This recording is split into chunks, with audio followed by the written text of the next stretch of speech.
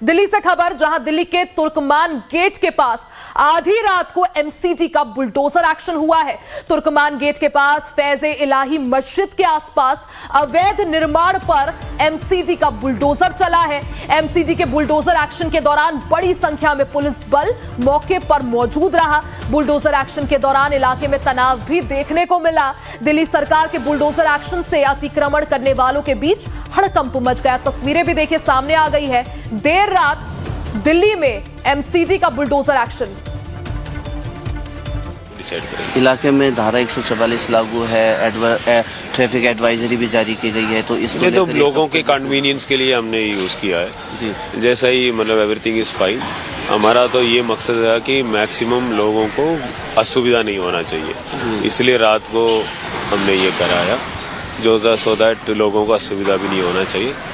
Almost when the day is up I think everything will be smooth. Sir एक सवाल है, जो ये उपद्रवी थे जिन्होंने यहाँ पर उपद्रव मचाया, क्या उनके विरुद्ध शिकायत दर्ज है या उनको वो तो हम कार्रवाई करेंगे बिकॉज पुलिस फोर्स के खिलाफ उन्होंने पत्थर फेंका जी, तो उनके खिलाफ तो वो तो ना मतलब that is an illegal thing and definitely will take action. Police वालों की क्या हालात है जिनको इंजरी?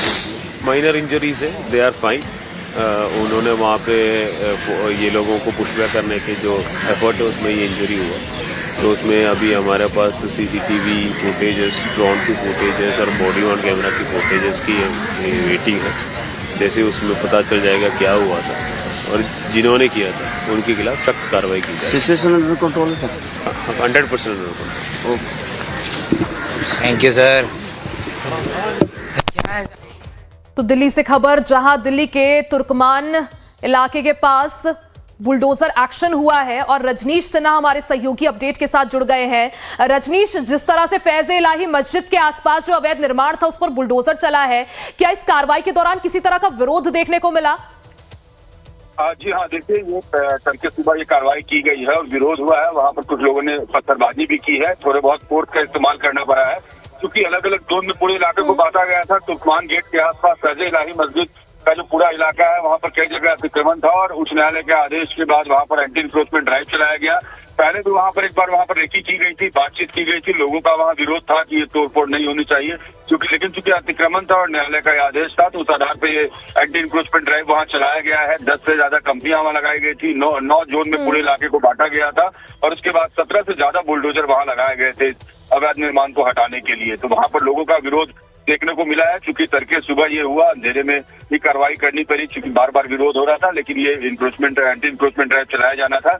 अब आज देखना है कि इसका रिपरकशंस क्या होता है और कार्रवाई कहाँ तो हो पाई है, क्या आगे और भी कार्रवाई की जानी है या नहीं। जी रिया, क्या रजनीश, जितना भी अवैध निर्माण था सभी को ध्वस्त कर दिया गया है या जैसा आपने कहा कि आज भी कार्रवाई जो है जारी रह सकती है? अगर आज भी होती है तो आज दिन का इंतजार किया जाएगा या फिर से जैसे हमने देखा कि सुबह सुबह की गई कार्रवाई रात या सुबह का समय अपनाया जा सकता है? देखिए डिपेंड करेगा, अगर हो सकता है जिस तरीके से कल विरोध हुआ था और उसके बाद थोड़े बहुत फोर्स का इस्तेमाल करने के बाद वहाँ जो भीड़ थी उसे तितर-बितर कर दिया गया था, तो अगर वहाँ पर law and order situation under control होगा तो अभी वो कार्रवाई कंटिन्यू की जाएगी जहाँ पर अवैध निर्माण बचा होगा।